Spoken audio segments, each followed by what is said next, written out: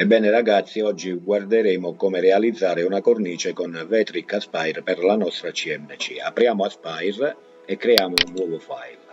Gli diamo le dimensioni del materiale che abbiamo, 200x200 per 10 mm di spessore, io ho messo io, va bene. La prima cosa da fare, in alto a sinistra, disegna rettangolo. Mi creo il mio rettangolo. Benissimo. E gli diamo applica, chiude. Abbiamo disegnato il nostro rettangolo all'interno del materiale. Clicchiamo sul rettangolo, andiamo a centrarlo nel pezzo. Ok, l'abbiamo centrato, chiudi. Una volta fatto questo, ingrandiamo l'immagine.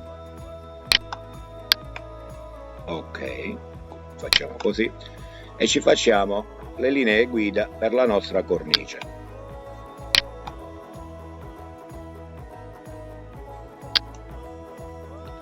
Prima linea, la seconda io la faccio da 20, anzi facciamolo da 10 cm la cornice. Benissimo, ci tiriamo le nostre linee.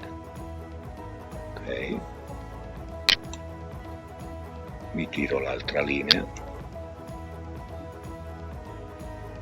Benissimo, adesso ingrandisco e all'interno mi disegno il mio profilo della cornice.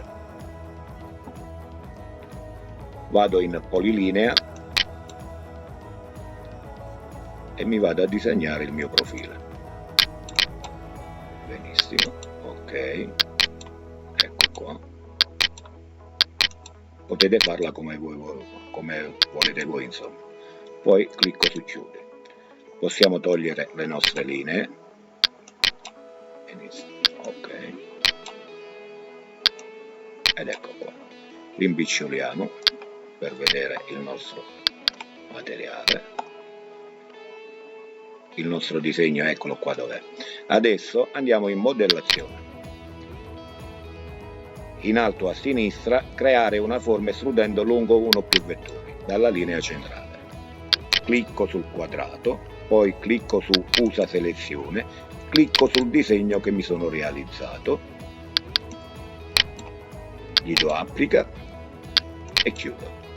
Benissimo, adesso andiamo in 3D ed ecco la nostra cornice. Abbiamo la nostra cornice.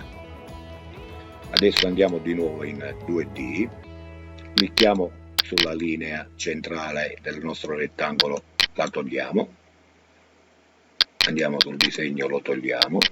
Benissimo. Una volta fatto questo, io voglio ritagliarmi la mia cornice intorno. Voglio fare un profilo di taglio. Per fare questo, clicchiamo sulla nostra cornice e andiamo in crea contorno. Abbiamo creato il nostro contorno. Come vedete, ci sono due linee, un'interna e un'altra esterna. Clicchiamo sulle due linee, tasto destro, e clicchiamo su separa oggetti.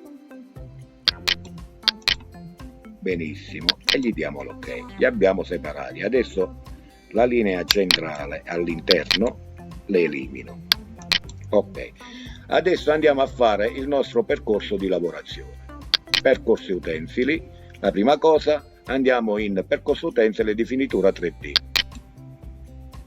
Spessore è il nostro spessore da 10, benissimo, gli diamo l'ok, metto contorno al modello, seleziono l'utensile, ho preso un utensile da incisione da 375, chiudi, e vado a fare calcolo. Ok, adesso andiamo in anteprima e guardiamo la nostra lavorazione 3D, ed ecco qua la nostra lavorazione 3D con la nostra cornice. Una volta fatto questo, io voglio fare il taglio del materiale esterno. Vado a cliccare sulla linea che ci siamo creati, percorso utensile, andiamo da percorso utensile in taglio, diritto, va benissimo, spessore 10 mm e facciamo calcolo. Benissimo. E adesso facciamo l'anteprima. Come potete vedere, abbiamo tagliato il nostro materiale in più che non ci serve. All'interno poi possiamo mettere anche una texture, però già così possiamo metterci una nostra fotografia. Adesso andiamo in percorso utensile, clicchiamo su finitura, ok, e salviamo il nostro percorso. Io l'ho salvato, il mio post processor è un GRBL, e salvo il mio percorso.